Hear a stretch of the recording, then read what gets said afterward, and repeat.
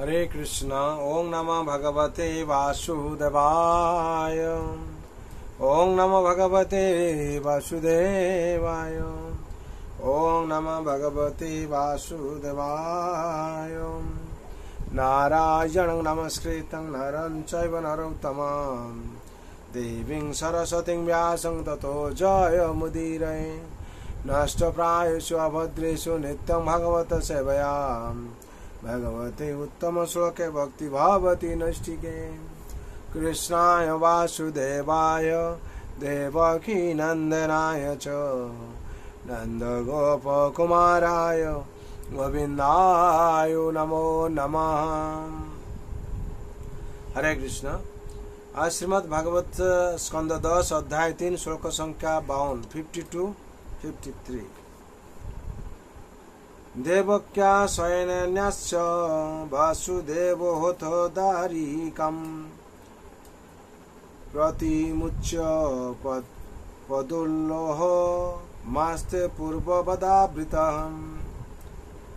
देवक्या देवकीर शब्द बोला আছে। देवक्या देवकीर शयने शय्याয় ন্যাস্য স্থাপন করে वासुदेव वासुदेव वसुदेव वसुदेव अथ এইভাবে দারিকাম কন্যাটিকে প্রতিস্মুচ্য পুনরায় বন্ধন করেছিলেন।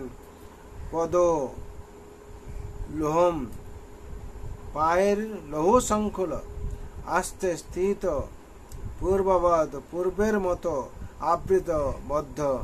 অনুবাদ। বাসুদেব সেই কন্যাটিকে দেবকীর শয্যায় স্থাপন পূর্বক তার পায়ে লৌহ শৃঙ্খ বন্ধন করে পূর্বের মতো আবদ্ধ ভাবে অবস্থান করলেন। শ্লোক সংখ্যা 53-53। যশোদানন্দ পত্নী চ জাত পরম বুদ্ধ্যতম ন তল্লিঙ্গ পরিশাস্তা নিদ্রয়াপগত স্মৃতি। শব্দরে বলা আছে যশোদা গোকুলে শ্রীকৃষ্ণের মাতা যশোদা নন্দ পত্নী নন্দ মহারাজের পত্নী চ ও জাতম একটি সন্তানের জন্ম হয়েছিল। পরম পুরুষ অবিদ্ধত বুঝতে পেরেছিলেন। না তৎলিঙ্গম শিশুটি পুত্র না কন্যা। পরিশ্রান্তা প্রসবের ফলে অত্যন্ত ক্লান্ত। নিদ্রয়া যখন গভীর নিদ্রায় আচ্ছন্ন ছিলেন। অপগত স্মৃতি চেতনা হারিয়ে। অনুবাদ। প্রসব বশত পরিশ্রান্তা যশোদা দেবী গভীর নিদ্রায় আচ্ছন্ন হয়েছিলেন এবং তাই তিনি বুঝতে পেরেছিলেন তার পুত্র হয়েছিল না কন্যা হয়েছিল। তাই তিনি বুঝতে পারেননি তার পুত্র হয়েছিল না কন্যা হয়েছিল। নন্দ মহারাজ এবং বসুদেব ছিলেন অন্তরঙ্গ বন্ধু। তাৎপর্য। নন্দ মহারাজ এবং বসুদেব ছিলেন অন্তরঙ্গ বন্ধু এবং তাদের পত্নী যশোদা ও দেবকীও তাই পরস্পরের প্রতি অত্যন্ত বন্ধু ভাবাপন্ন ছিলেন। তাদের নাম ভিন্ন হলেও তারা বস্তুতপক্ষে অভিন্ন ছিলেন। তাদের মধ্যে একমাত্র পার্থক্য ছিল যে দেবকী জানতেন ভগবান তার পুত্র রূপে জন্মগ্রহণ করেছেন এবং এখন শ্রীকৃষ্ণে রূপান্তরিত হয়েছেন। কিন্তু যশোদা বুঝতে পারেননি তার পুত্র হয়েছিল না কন্যা হয়েছিল। যশোদা ছিলেন এতই উন্নত ভক্ত যে তিনি কখনো কৃষ্ণকে ভগবান বলে মনে করেননি। পক্ষান্তরে তিনি তাকে তার নিজের পুত্র রূপে ভালোবাসছিলেন। দেবকী কিন্তু প্রথম থেকেই জানতেন যে কৃষ্ণ তার পুত্র হলেও পরমেশ্বর ভগবান। বৃন্দাবনে কেউ শ্রীকৃষ্ণকে ভগবান বলে মনে করেন না। কৃষ্ণ যখন কোনো অত্যন্ত আশ্চর্যজনক কার্য সম্পাদন করেন তখন গোপ গোপী, গোপ বালক, নন্দ মহারাজ, যশোদা আদি সমস্ত ব্রজবাসীরা অত্যন্ত বিস্মিত হন, কিন্তু তারা কখনো মনে করেন না যে তাদের পুত্র শ্রীকৃষ্ণ হচ্ছেন ভগবান। কখনো কখনো তারা বলেন যে হয়তো কোনো মহান দেবতা কৃষ্ণ রূপে আবির্ভূত হয়েছেন। ভক্তির এই চরম অবস্থায় শ্রীকৃষ্ণ যে কে তা ভক্ত ভুলে যান এবং ভগবানের স্মৃতি বুঝতে না পেরে তার প্রতি গভীর প্রেমে আসক্ত হন। একে বলা হয় কেবল ভক্তি এবং তা জ্ঞান ও জ্ঞানময়ী ভক্তি থেকে ভিন্ন। ইতি শ্রীমদ্ ভাগবতের দশম স্কন্ধের শ্রীকৃষ্ণের জন্ম নামক তৃতীয় অধ্যায়ের ভক্তি বেদান্ত তাৎপর্য সমাপ্ত। এরপর চতুর্থ অধ্যায় কংসের অত্যাচার আমরা দর্শক বন্ধু নেক্সট আমরা পড়বো, আপনারা শ্রবণ করবেন।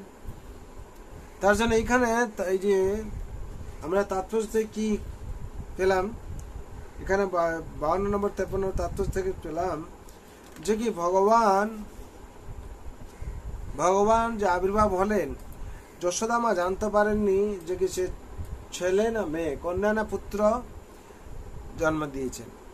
বসুদেব এসে যোগমায়ের প্রভাবে সে শৃঙ্খল কি করলেন, আবার বন্ধন করলেন এবং কৃষ্ণকে রেখে কন্যাকে নিয়ে গেলেন। আর যশোদা মা কখনো কৃষ্ণকে ভগবান বলে মনে করেননি, পুত্র রূপে মনে করেছেন এবং গোপ গোপীরাও যশোদার পুত্র রূপে মনে করেছেন।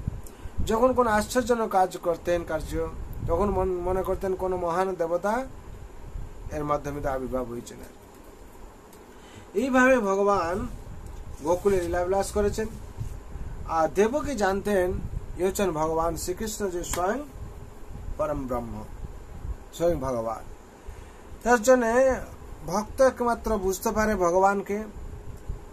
আর তার জন্য ভগবান বলছেন ভক্ত মাম অভিজানন্তি, ভক্তই বুঝতে পারে। কিন্তু মা যশোদা মা এত উন্নত ভক্ত ছিলেন, তিনি বুঝতে পারলেও তার সেই সন্তানকে পুত্র রূপে সবসময় লালন পালন করতেন। ভগবান বললে মা যশোদা সবসময় নিজের পুত্র রূপে স্নেহ দিতেন, পুত্র রূপে লালন পালন করতেন। এখান থেকে বিশেষ করে আমরা দেখুন ভগবান এই সংসারে এসছেন, ভগবানের ইচ্ছার উপর সবকিছু। দেবকীকে চতুর্ভুজ রূপ দেখালেন, কিন্তু মা যশোদাকে দেখালেন না, কেন মা যশোদার কাছে লালন পালন হবেন। আর যেহেতু দেবকী চাইছিলেন সন্তান ও পুত্র রূপে, তিনি ভগবান স্বয়ং আবির্ভাব হয়ে চতুর্ভুজ রূপে তাকে দর্শন করিয়েছিলেন। তার জন্য ভগবানের ইচ্ছার উপরে জগৎ চলছে। ভগবান যে ভক্তকে যেভাবে কৃপা করেন সেই ভক্ত সেইভাবে অনুভব করতে পারবে। সুতরাং সবার অনুভব সমান হবে না। তার জন্য আমরা যেরকম তপস্যা করব সেইভাবে ভগবানকে উপলব্ধি করব। তার জন্য বলা হচ্ছে আমাদের তপস্যা ঠিকভাবে করতে হবে। নাম সাধন সর্বসিদ্ধি খণ্ডে রোগ শোক ব্যাধি, এই নামের সাধনা আমাদের সঠিকভাবে করতে হবে। যখন করব ভগবান অনুশাসন পালন করব, ভগবান সেইভাবে আমাদের কৃপা করবেন। অবশ্য রাখিবে কৃষ্ণ বিশ্বাসে পালন, এই কথাটি সর্বসার। ভগবানের উপর যখন বিশ্বাস থাকবে আপনার, অবশ্যই ভগবান আপনাকে সেই উপলব্ধি দেবেন আর রক্ষাও করবেন। তার জন্য সংসারে যারা বিশ্বাস করেন তারা ভগবানকে উপলব্ধি করেন, তারা ভগবানকে পান। ভগবান সর্বত্র, হরি ব্যাপক সর্বত্র সমানা, প্রেম প্রকট হইমে জানা। যে যেরকম প্রেম করবে তার কাছে ভগবান সেরকম প্রকট হবে। সুতরাং এই সংসারে আমরা সেরকম ভগবান অনুশাসন পালন করে আনন্দ থাকবো, শান্তি থাকবো।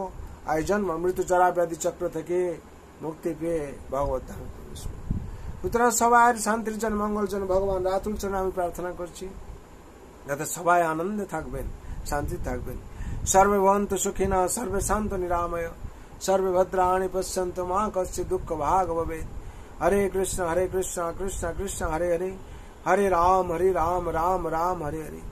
जय नाम महाप्रभु की जय श्रीमद् भागवत महापुराण की, जय श्रीमद् भगवती तथाथ की, जय जगत गुरु शिल प्रभुपाद की, श्री गुरु महाराज की, अनंत कोटि वैष्णव भक्त वृंद की, उपस्थित भक्त वृंद की निताय गौर प्रेमानंदे। हरि हरि बोल, हरि हरि बोल, हरि हरि बोल।